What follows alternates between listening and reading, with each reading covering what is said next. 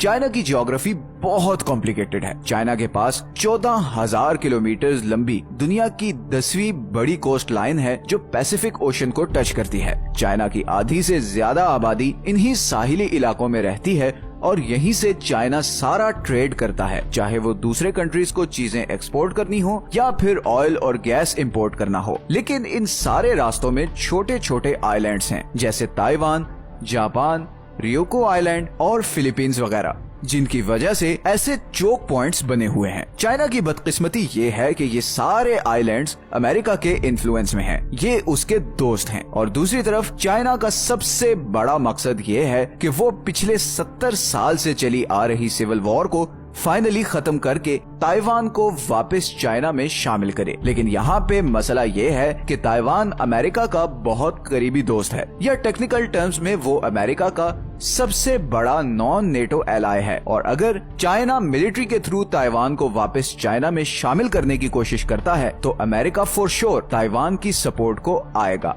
और अमेरिका के ये सारे दोस्त आइलैंड्स ये चोक पॉइंट्स ब्लॉक भी कर सकते हैं। और सिर्फ यही नहीं, बल्कि ये नीचे सिंगापुर, मलेशिया और नॉर्दर्न सुमाट्रा के पास ये 40 मील की छोटी सी जगह है जिसे स्ट्रेट ऑफ मल्लाका कहते हैं। अमेरिकन और इंडियन नेवी इस स्ट्रेट को ब्लॉक कर सकते हैं, जिसकी वजह से ये पर्शियन गल्फ से चाइना को आने वाली तेल और गैस की सप्लाई बिल्कुल बंद हो जाएगी और नतीजतन चाइना लिटरली दिनों में कोलैप्स कर जाएगा, क्योंकि चाइना की 70% एनर्जी सप्लाई पर्शियन गल्फ से इसी रूट के थ्रू आती है। तो रशिया की तरह चाइना को भी लगता है कि अमेरिका और उसके सपोर्टर्स चाइना के गिर्द घेरा डाल रहे हैं और उसे जियोग्राफिकली आइसोलेट करना चाहते हैं। लेकिन चाइना और रशिया के दरमियान बढ़ती हुई दोस्ती की सिर्फ यही वजह नहीं है, बल्कि ये दोनों कंट्रीज एक दूसरे की जरूरत और कमजोरी भी हैं।